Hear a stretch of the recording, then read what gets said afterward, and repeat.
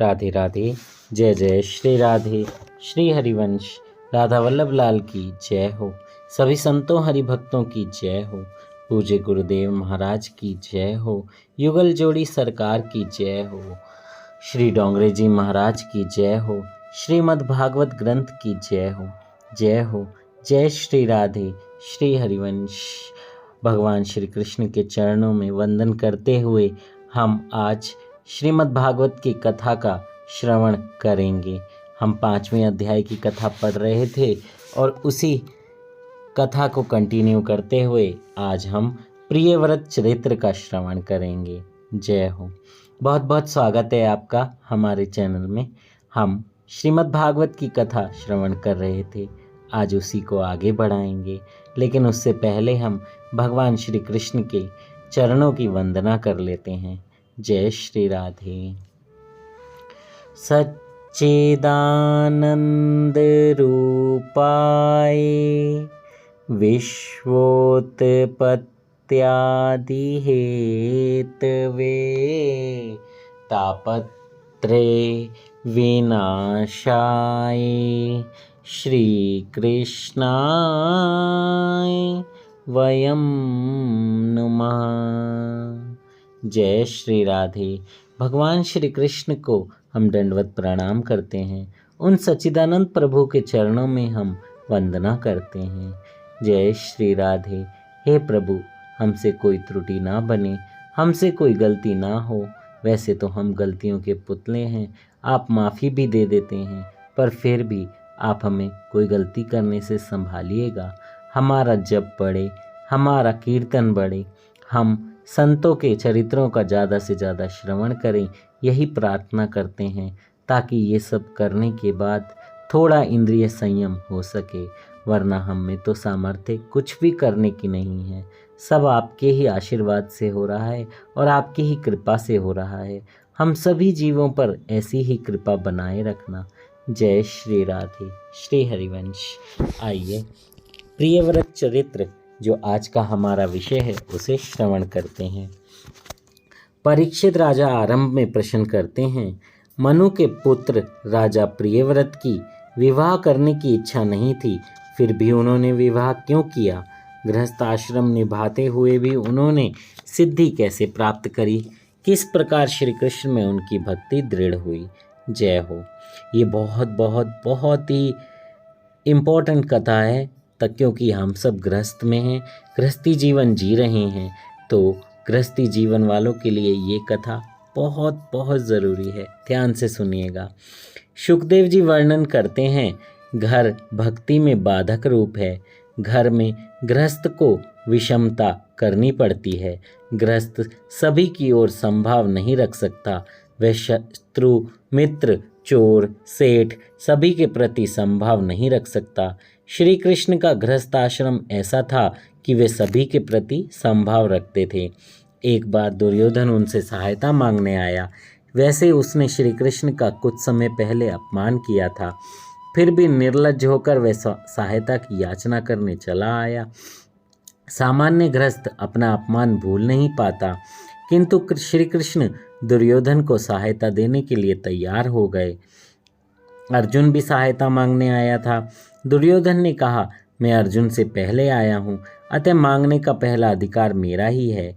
श्री कृष्ण ने कहा, मैं तो तुम दोनों की सहायता करूँगा। एक के पक्ष में मेरी नारायणी सेना होगी और अन्य के पक्ष में निशस्त्र मैं। दुर्योधन ने सोचा, श्री कृष्ण तो बातें ही बनाते रहेंगे, मुझे तो युद्ध करने वाले की आवश्यकता है, बातूनी की नहीं। उसने नारायणी सेना मांग ली। अर्जुन ने श्री कृष्ण को मांगा। इस प्रकार श्री कृष्ण ने अर्जुन और दुर्योधन दोनों के प्रति संभाव रखा। श्री कृष्ण गृहस्थ आश्रमी नहीं, आदर्श सन्यासी हैं। गृहस्थ आश्रमी होने पर भक्ति कार्य में कुछ न कुछ बाधा उपस्थित होती रहती है। अतः राजा प्रियव्रत ने सोचा, इस व्यवहार का मुझे त्याग करना होगा। परमार्थ में अभेद बुद्धि और व्यवहार में भेद बुद्धि का निर्वाह करना पड़ता है। व्यवहार भेदभाव जगाता है। भेदभाव होने पर काम, क्रोध आदि विकार पैदा होते हैं। ज्ञानी पुरुष सभी को अभेद भाव से देखते हैं। व्यवहार और परमार्थ को एक करना टेढ़ी खीर है। भेदभाव के कारण व्यवहार में वैर और असमानता उत्पन्न होती ही है। अतः ज्ञानी जन सभी प्रवृत्तियों का त्याग करके एकांत में भक्ति करते हैं। घर में भक्ति नहीं हो पाती क्योंकि कई विक्षेप आते रहते हैं। तुम गृह त्याग करके गंगा किनारे नहीं जा सकते, अतः कहना पड़ता है कि घर ही में रहकर भजन करो। जीव जब प्रभु के साथ एक होता है तभी साक्षात्कार कर सकता है। एकांत में ईश्वर की आराधना करने से यह शक्य होता है। राजा प्रियव्रत की इच्छा हुई कि मैं एकांत में ईश्वर की आराधना करूं। वहां ब्रह्मा जी ने आकर राजा से कहा, प्रारब्ध तो भुगतना पड़ता है, मैं भी परमात्मा की आज्ञा से प्रारब्ध भुगत रहा हूँ। मुझे भी प्रवृत्ति करने की इच्छा नहीं है, इसलिए तुम्हारे लिए अभी वनगमन की आवश्यकता नहीं। सावधानी से व्यवहार करो। जितेंद्रिय तो घर में रहकर भी ईश्वर की आराधना कर सकता है, और जो जितेंद्रिय नहीं है वह तो वन में भी प्रमाद ही करेगा।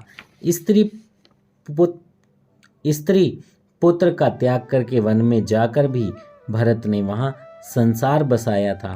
भरत जी वन में भटक गए। प्रहलाद ने दैत्यों के साथ रहकर कई प्रकार के कष्ट सहकर घर में भक्ति की थी। भागवत सभी के लिए है, गृहस्थी के लिए और गृह त्यागी के लिए भी। भागवत की कथा मार्गदर्शन है। ऐसा नहीं कि गृह त्यागी को ही भगवान मिलते हैं। पवित्र और सदाचार पूर्ण जीवन बिताने वाले को, जीवन जीने वाले को भी घर में रहते हुए भगवान मिलते हैं। घर का वातावरण प्रतिकूल होते हुए भी प्रहलाद जी ने घर में रहकर भक्ति की और भगवान का दर्शन किया। अपने जीवन का लक्ष्य निश्चित करना बड़ा आवश्यक है। लक्ष्य को ध्यान में रखकर ही जीवन व्यवहार किया जाए। मानव जीवन का लक्ष्य है प्रभु की प्राप्ति। प्रहलाद ने प्रतिकूल परिस्थिति होने पर भी भक्ति की, जबकि घर को भक्ति में बाधा रूप मानकर गृह त्याग करने पर भी भरत जी वनवास में भक्ति न कर सके।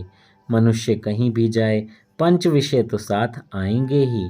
घर में रहकर ही भक्ति करनी है तो प्रहलाद का आदर्श दृष्टि के समक्ष रखो, और वनवासी होकर भक्ति करनी है तो भरत जी का जीवन लक्ष्य में रखो। जीवन के पीछे 6 चोर लगे हुए हैं। वे 6 चोर हैं काम, क्रोध, लोभ, मोह, मद और मत्सर। इन विकारों के वश में जो नहीं होता उसके लिए घर बाधा रूप नहीं है। गृहस्थ आश्रम एक किला है, पहले उसमें रहकर ही लड़ना उत्तम है। ये 6 शत्रु तो वन में भी साथ साथ आकर सताते हैं, अतः उन 6 शत्रु रूपी विकारों को हराना ही है। काम, क्रोध, लोभ, मोह, मद और मत्सर को जीतना है। इन 6 शत्रुओं का विजेता गृहस्थ होते हुए भी वनवासी जैसा ही होता है। गृहस्थ आश्रम में रहकर इन 6 विकारों को कुचलना सरल है। सुखी होना है तो अपने 40वें वर्ष से संसार के व्यवहारों का धीरे धीरे त्याग करने लगो और 51वें वर्ष में वनगमन करो। 51वें वर्ष में वनगमन करो। ब्रह्मा जी राजा प्रियव्रत से कहते हैं, तुम विवाह करो। विवाह किए बिना विकार वासना नष्ट नहीं हो सकती। कुछ समय के लिए संसार के सुखों का उपभोग करने के पश्चात परमात्मा की आराधना करो। व्यवहार करो, किंतु ऐसा करो कि पुनर्जन्म का बीजारोपण ना हो जाए। राग द्वेष रहित किया गया व्यवहार मनुष्य को मुक्ति दिलाता है। जीवन मुक्त पुरुष शारीरिक अभिमान से रहित होता है, वह वासना नहीं रखता, अतः उसे दूसरी देह नहीं मिलती है। जय हो। देखिए, इसमें यही बताया जा रहा है कि आप गृहस्थ में रहकर भी भक्ति कर सकते हैं। कैसे? इन 6 शत्रुओं को मारकर। काम, क्रोध, लोभ, मोह, मद, मत्सर।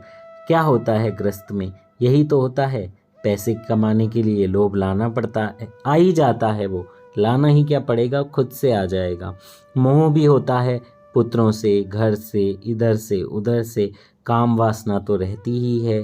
क्रोध इसलिए आता है क्योंकि जब बच्चे या आपके घर में कोई आपकी बात नहीं मानता है तो क्रोध आना स्वाभाविक है। मद और मत्सर ये भी बहुत परेशान करते हैं मनुष्य को। लेकिन इन सब पर कैसे आप कंट्रोल कर सकते हैं? पूज्य गुरुदेव बताते हैं कि नियमित रूप से अगर नाम जप करें, भगवान के जो संत हुए हैं, जो भगवान के जो भक्त हुए हैं, उनके चरित्रों का श्रवण कीजिए। बार बार श्रवण करेंगे तो एक ना एक बात उनके चरित्र से ऐसी सीखने को मिलेगी कि इन जो हमारे 6 शत्रु हैं उन पे थोड़ा कंट्रोल हो सकेगा।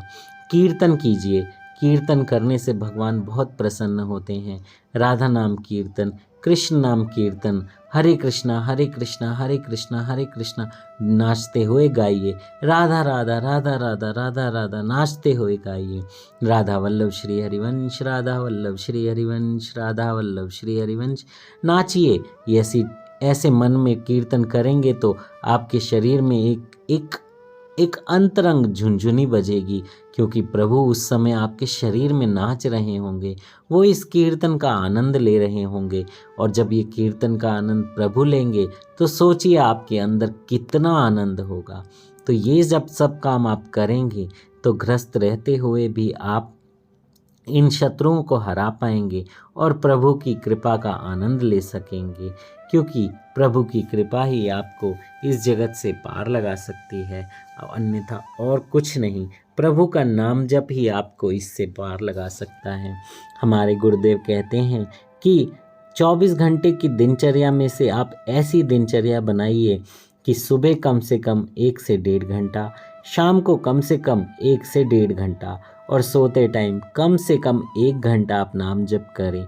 यानी 4 से 5 घंटे के बीच आप टोटल दिन में नाम जप करें।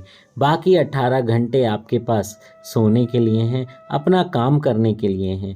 5 घंटे आप ऐसे नाम जप कीजिए, कीर्तन कीजिए। सुबह आपका नाम जप हो रहा है, शाम को प्रभु के सामने कीर्तन हो रहा है और सोते टाइम प्रभु का नाम जप हो रहा है। और उनको ये कहा जा रहा है कि प्रभु मुझसे दिन में बहुत त्रुटियां हुई होंगी, क्योंकि ऐसे मन में विचार विकार आते हैं जब कोई गुस्सा दिलाता है, परेशान करता है।